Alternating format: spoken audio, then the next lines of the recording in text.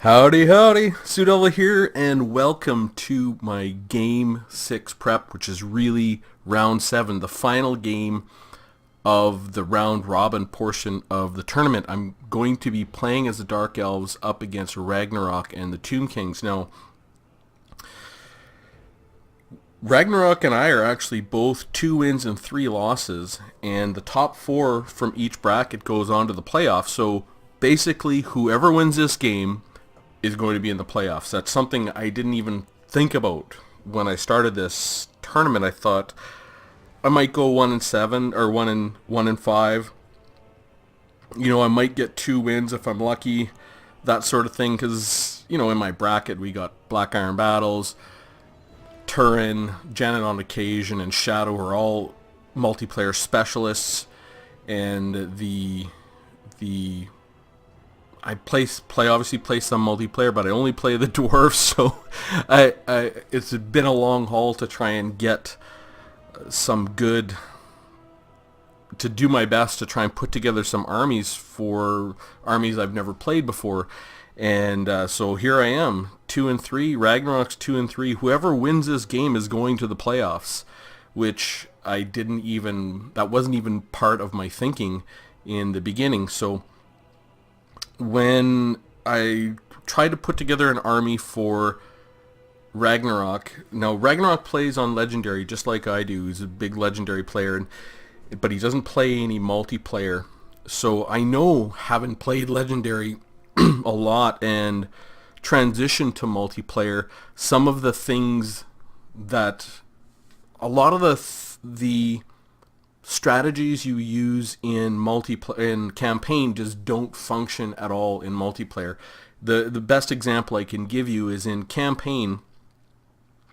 You generally never want super high tier armies because they are so incredibly expensive. As you get 4 and 5 lords, each lord adds costs. So what works much more effectively is to buff up low tier armies, which you can do through your tech tree, through your red tree, through getting chevrons. And so chevrons tend to be a lot more on the mind of campaign players as opposed to multiplayer players. I've made, I think, 7 videos on the value of chevrons because I think about it a lot. And also, I think campaign players just like symmetry more. It's it's because it's satisfying. And when you play Legendary, you really have to be careful, very careful with your choices. One bad choice can set your campaign back 10 turns really easy.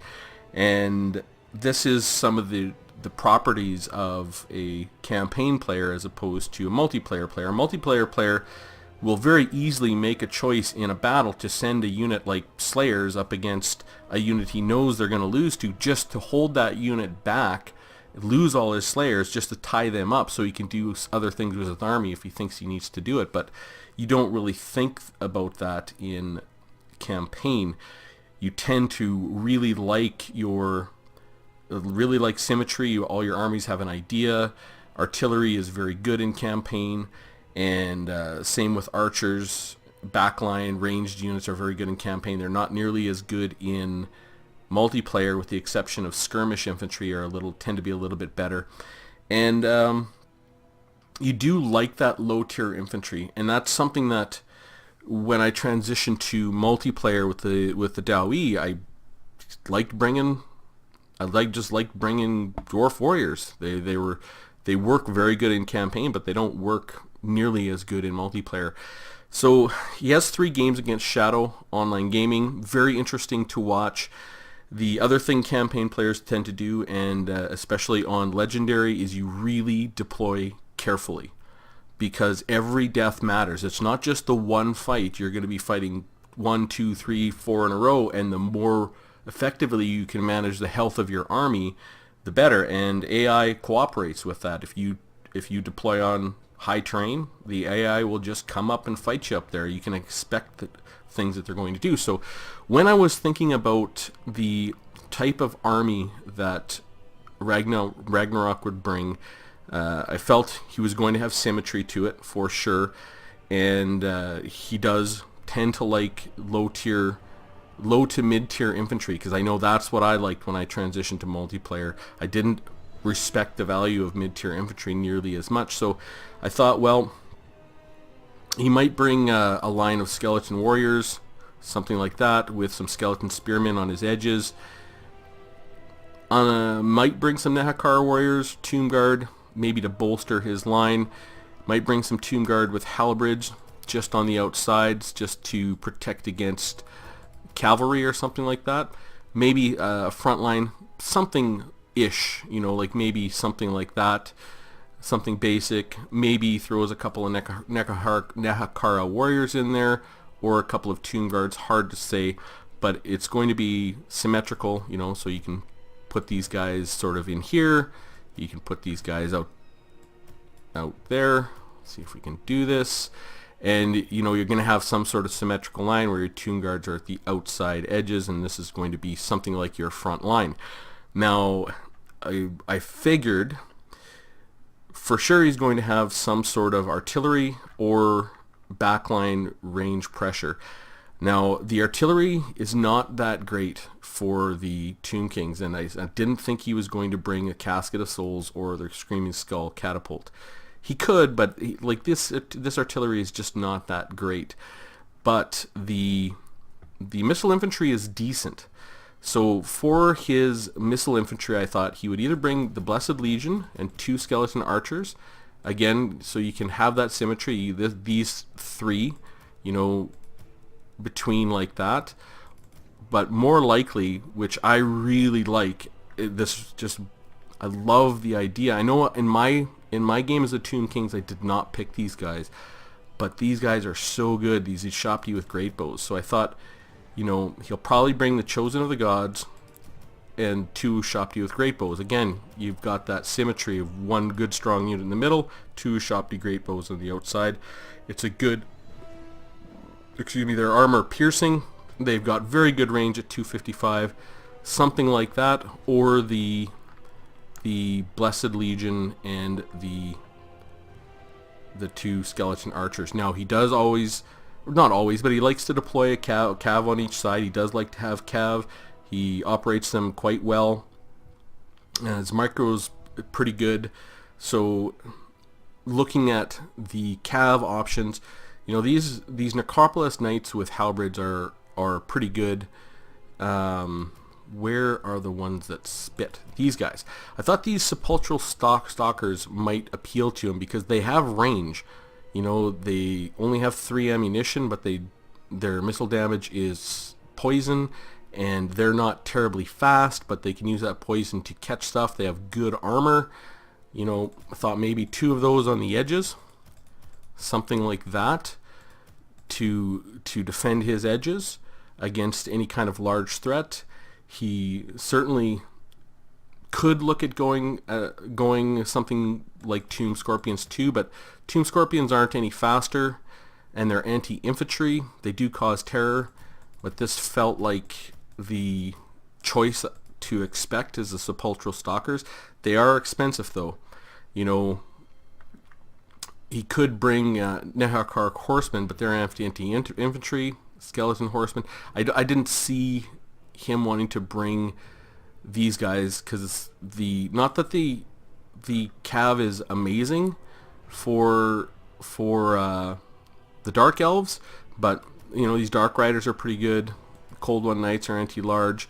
I just thought that this was going to be the choice of having the Sepulchral Stalkers. Now, for his Lord, the on-meta pick is Arkan the Black. I think you got to expect Arkan the Black. There's other choices in here, but Arkan the Black has magic, and would he want to move him around? I would guess he would put him at least on his steed, so he could get him around the battlefield and move him to where he wants.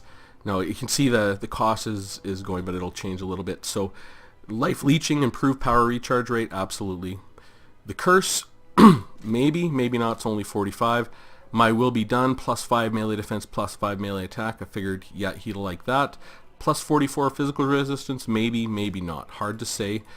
The items, the Tomb Blade of Archon he cannot bring, and the Staff of Nagash improved power recharge rate maybe. But the spells, again, the Fate of Buna is just this loadout with the Fate of Buna and Spirit Leech is just a strong loadout. It's going to be good all the time, and it's a very safe pick. You know, you could even put him on his Skeleton Chariot, which is even faster and anti-infantry, you know, something like that. You could give him that physical resistance and even give him some of these items. He can't use the Tomb Blade of Archon, but he can use the Staff of Nagash for improved power recharge rate. That's going to give him that Fate of Buna even more. Maybe a couple chevrons in these guys. Something like that. So this is sort of the army that I thought I could expect, is the Ushabti Greatbow with the Chosen of the Gods, just 3 of them in the back line, the Sepulchral Stalkers, which are pretty strong in as for the edges, but fairly weak infantry up front and low armored. So these guys, they only have 10 armor. These guys only have 45 armor. These only have 50 armor. These guys still only have 80 armor. These guys have 100, which is pretty good, but Archon the Black, 95 armor. So I had, you know, and this he could play something different. I've seen him play monster, so he could bring 2 big constructs, you know, like a Kemrian War Sphinx and a Hero Titan, you know, Tomb Scorpions, a Sphinx of Usept. I mean, that's all possibilities. So in my build, I knew I wanted to make sure that I had some anti-large and some mobile anti-large, so I took the Cold One Knights. Now, I know these guys maybe aren't the greatest, but they have armor piercing. You know, they are bonus versus largest 14. They have decent charge bonus. They have shields, which is going to matter with against Ushabti with great bows, or the Blessed Legion just skeleton archers. So I thought that felt like a pretty safe pick for my edges. Now, if he has Ushabti with great bow, or the Blessed Legion or archers, I wanted to have an answer for that back line. And I mean, I love Harpies. They're so good. You know, and you can just throw them in. They have 38 melee defense, 22 melee attack. You know, they don't have a lot of leadership, but they're going to last. I can just take these guys, fly them into Ushabti or archers, and just let them shut them down for a while. Even if they die, that's just fine. Doesn't matter. So I really like those Harpies. They have good stats. They're reasonably fast at 82, and they can support. Now, for the other bit, I really like these Dark Riders with a Repeater's Crossbow, because that has armor piercing. So when you look at the Cav, now these guys, let's just go look at them. The Repeater Crossbow, so I got 2 of these guys. They have 92 speed. These Cav have only 50 speed. Can kite them all day. They have armor, but these guys are armor piercing. You know, they don't have great stats, but they can charge and get in there, but they can definitely work someone down. You know, they have enough ammunition, 16, to do something. They have Vanguard deployment, and my idea was I would put 1 Cold One Knight on each flank, you know, and put 1 with 2 Harpies and 1 with 2 Dark Riders. Basically, there's my edge. Now, I had an idea. I've seen lots of videos where, you know, Turin talks about, for example, liking Harganeth Executioners and Blackguard of Naggarond against the Tomb Kings just because they're very, very durable. And, you know, a lot of people aren't fans of these Blackguard Corsairs. Everyone likes the Witch Elves for kind of a reason, but I didn't want to go with the Harganeth Executioners or any Blackguard of Naggarond, because, you know, they're pretty expensive, easy to focus down. You know, if he brings you Ushabti, they're armor piercing, they got a lot of range, and these guys would make fantastic targets. You know, my army's nice and level already, and so I knew I wanted to take Malekith because he's an on-meta pick, and put him just on a Cold One to make him hard to hit. Like if you put him on a dragon, yeah, Seraphon, or even on the chariot, he's big. And he's easy to hit. So I wanted to make him a little bit harder to hit.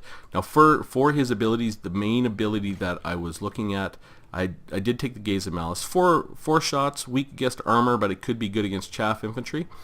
And Malekith has he's a melee expert. He has very good stats, armor piercing, so he's just a good lord.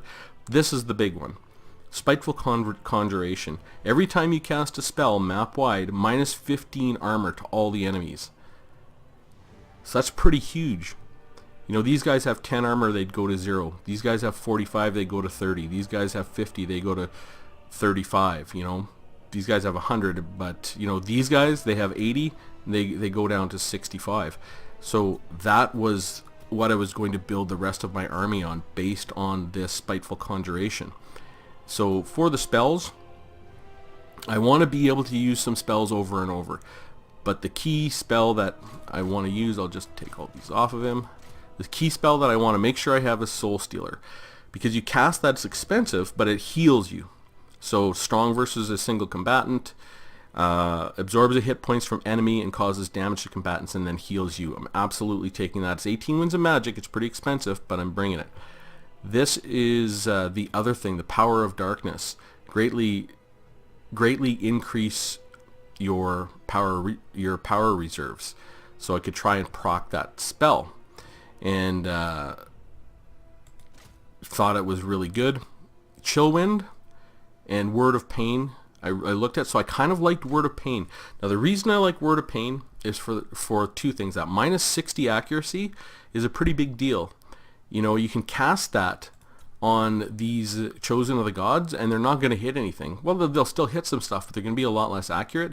And if he does have some kind of, big monster, like maybe he brings a Necrosphinx, 42 melee attack, he's getting maybe a +5 buff from somewhere else.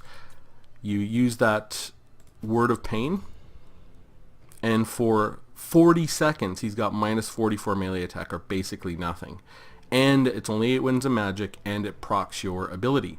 So I really kind of like that. And the other ones, Destroyer, plus 45 ability recharge rate, meh. The Circlet of Iron I like, so that's a plus 50% missed cast chance map wide. It affects all enemies for the entire match. Okay, so I'm just going to make sure I bring that to reduce his magic.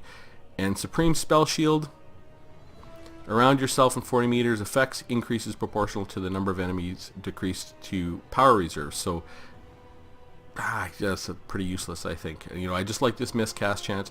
And then I've got my Lord. Now for my infantry, the High Elf infantry is really good. It's going to be very good against the Tomb King's infantry, and I'm not going to bring this heavy armor piercing because I don't need it. He doesn't have a really heavily armored infantry. I just need some good infantry. So on my edges, I want these two Witch Elves. Witch Elves are fantastic. We've tested them against the Dwarves. They are very strong. And that Madness of Cain is infuriating, because if you get, like, maybe he ends up having a War Sphinx or something big, you put that Madness of Cain on it, and now he doesn't have control of it. And they do have anti-infantry. They do have physical resistance of 20%. They have Frenzy, and they have Murderous Mastery. When that procs, 120 seconds of plus 25 charge bonus, 15 leadership, 25% melee attack, and 18% vigor, and can cause fear. These Witch Elves, I think, are very good in this matchup. Now, they will be, if he doesn't bring Chosen or Shopti, they're going to be vulnerable to these skeleton archers. But again, that's why I got the Harpies. I'm just going to throw them in there. They can just get in the way. I don't care if I lose them. They're not nearly as good as the Carrion that are 350 and have similar stats, but they'll last longer in that pocket. Now, for my main line, I just wanted some Dread Spears. Okay, so they're anti-large in case he brings some large stuff, some cavalry. He has Ushabti. He's going to have an Ushabti summon, and they have silver shields, so I can deploy them out front, and they will take shots. He'll actually have to re-click his targets. So they're going to take some shots on these dread spears, and they're going to be worthless shots because they have silver shields and they're a low tier infantry, and I can just deploy them out front to take some shots. Now I also wanted the what I thought was the cheapest good version of infantry to kill, you know, Nahakar warriors, skeleton warriors, you know, this kind of stuff. So I thought these Black Ark Corsairs would be fantastic. You know, they are anti-infantry. They have decent stats, 36 melee attack, 28. They're okay leadership, but they do have a bonus versus infantry of 7. So that's going to put their melee attack up to 36 and their weapon strength up to 35. And they have a charge bonus of 16. That's really not too bad. Not as good as the Witch Elves, but here we go. We have I think all of these, none of these guys, so all of my infantry, none of them do armor piercing. You know, but I don't have a lot of armor to chew through with these these skeleton warriors. The Chosen of the Gods have high armor, but even the Tomb Guards don't have a ton of armor, and even these sepulchral stalkers don't have a ton of armor. So that combined with this spiteful conjuration, is it? Yep, a minus 15 armor map wide for 18 seconds. Basically, I can go pretty much half the battle with 15 less armor and let my non-armor piercing troops, especially these 6 that have bonus versus infantry, like their bonus versus infantry for these Witch Elves is 8. Like this is, and they have 9 armor piercing damage, which isn't too bad. These guys are 7 armor piercing. These guys are 6 armor piercing, but bonus versus large of 14. So these Dread Spears are going to be very good fodder, and they're dual purpose. I can send them up front to take shots.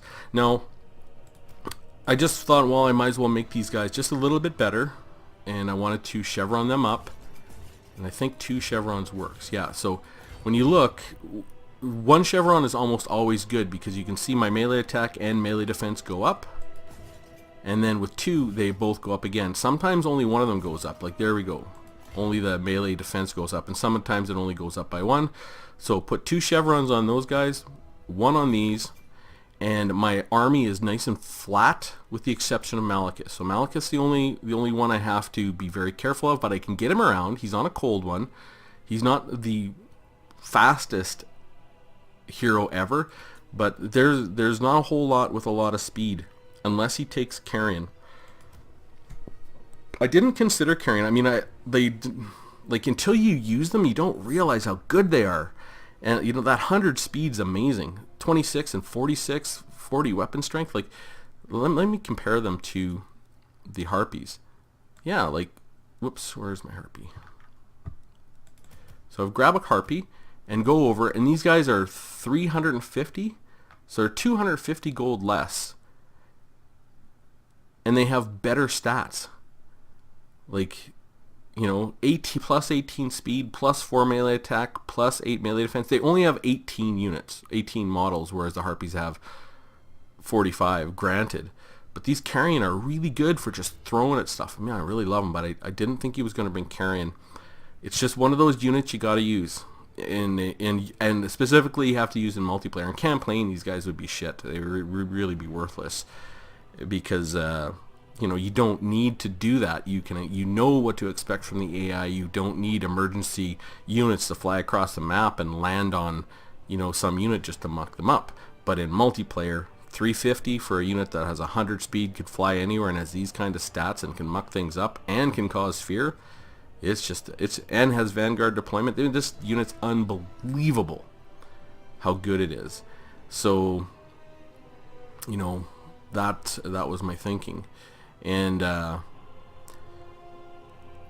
much else to this. You know, I definitely recommend go check out Ragnarok's channel. If you like my channel, he does legendary campaigns too. He's really good. You know, he thinks about his armies. He does actually, one thing that I really like is that he does have different themed armies and different ideas with his armies. Very, very good player in general. And go and check out his 3 battles with Shadow online gaming. It's a very good series, and listening to him talk, like I feel like I kind of know him. Like, and we had, we had a very good discussion after our match. Obviously, this is going to air after our match, and you know, I think we're planning on, at some point getting together for a co-op campaign. And just when you listen to him talk in the 3-game match with Shadow, you hear him talk about deployment, utilizing terrain, thinking about his troops, talking about his strategy and tactics, and so when he says that, I hear it all, because that's kind of the things that I think about too. So it's just like, yeah. So this is for all the beans. Well, it's not for all the beans. I'm not gonna go up top and beat the top players in the tournament and win the tournament. That's just out of my reach by a mile. But to get to the playoffs, this is it. We're both going in 2-3, and whoever wins is going to finish the round robin at 3 wins and 3 losses, and we'll get into the playoffs. So it's a pretty big deal for me. I didn't even expect to be here. I think my estimation of maybe not his army, but the nature of his army is going to be decent. And whether this is the right army to bring against Tomb Kings or not, I don't know. I really don't. It just feels correct to have some anti-large. That's a little bit of mobility. Malekith feels right. He seems like a really good lord, and I like that Spiteful Conjuration. These Harpies feel good. And, you see Dark Riders in multiplayer all the time, and you see Witch Elves. You don't see a ton of Blackguard Corsairs and Dreadspears. Not as a main infantry line. You do tend to see a lot of Harganeth Executioners and the Blackguard of Nagaron. People tend, these are great units. Like, the Harganeth Executioners are outstanding. And same with the Blackguard of Nagaron. They're amazing units, but they're very expensive. This line is very wide, but I'm going to try and take advantage of that Spiteful Conjuration, the -15 armor, and their anti-infantry to really plow through that infantry as handily as I can, and then try to use my Harpies to muck up whatever's in his back line. Maybe he ends up bringing some skeleton, some skeleton horseman archers. He could. And I can just throw them against them, and they'll do just fine. Yeah, and Witch Elves are a very common pick, and having played against them, they're really irritating. They're good, and so my only really expensive pick is Malekith. That's the only one I really have to protect, because he's such a big investment, but I still got to use him. And he's got 420 weapon strength and armor piercing. He's got a shield. He's got a little bit protected, 110 armor. He's a caster. He has some good spells. He can heal himself, can keep that Winds of Magic up. So that's my build. This will air after the match has been played, and so I can't change anything. This is the planning that I used to develop my army. Obviously, against players that play a lot of online, you're going to see what they like for a Tomb Kings build, and I have no good information on what Ragnarok likes, but I know playing legendary campaigns and kind of what you get used to is really being able to depend on low tier infantry, where in multiplayer just can't. Low tier infantry just doesn't cut it in general. But I picked the Dark Elves very specifically in this because I don't know, but I felt like, being a legendary campaign player, he would tend to like low to mid-tier infantry, and seeing the 3 games he played against Shadow, that was the case. Had no real high-tier infantry, all low to mid-tier, and I thought that would be a pretty safe bet. So their infantry is weak to begin with, and I thought I wanted to accentuate that with bringing in just better infantry that was still fairly cheap, and using that Spiteful Conjuration. That was kind of my thinking as I put this army together. how that's going to play out. I don't know. Hopefully I've learned some lessons from the other games I've played so far. I definitely want to hear from you guys. I want to hear some comments down below. What do you think of my build? What do you think of my estimation of this build? The planning against the Tomb Kings? If you've played the Dark Elves against the Tomb Kings, I'd love to hear your thoughts. Or you played the Tomb Kings against the Dark Elves. Absolutely love to hear your thoughts on this matchup and what you think. I think Malekith is he's the meta, he's the on-meta pick, he's the Lord to bring with these guys. You know, I didn't even really look at Morathi, or I looked a little bit at Morathi actually, but not that much, because you can't put her up in the air. Because Ushabti with great bows will kill her, even regular. She's going to be, you know, with only 15 armor. She does have pretty good missile resistance, I think. Well, 15. She's going to have any kind of trouble.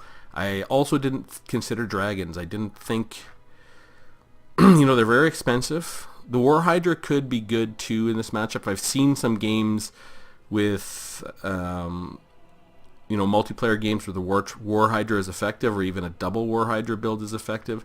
Artillery, I've got a range of 350. I just don't think it's a good choice in this matchup.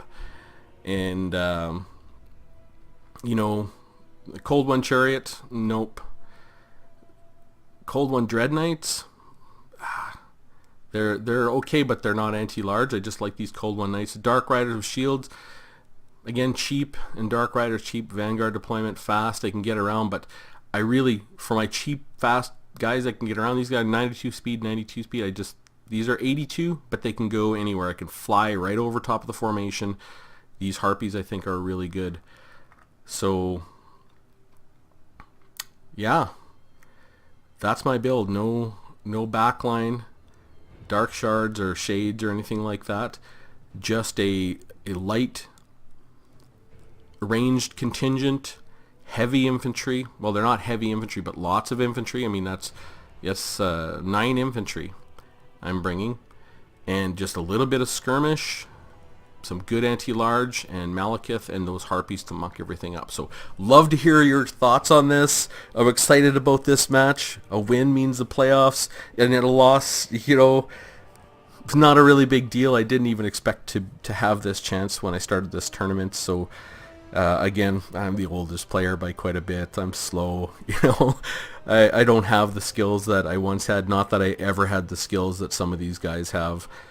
You know, watching that game against Turn, it was unbelievable, you know, and the way Janet tore me apart down the middle. It's, you know, it's really fun to play against these players that are so strong on multiplayer and play so much.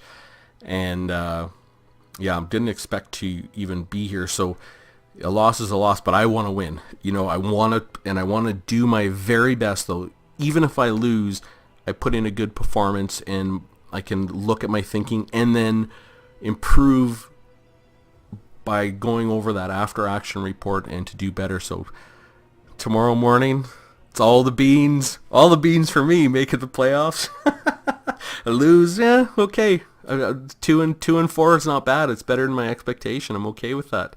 So I hope you found this big infantry line interesting. I hope you found this interesting.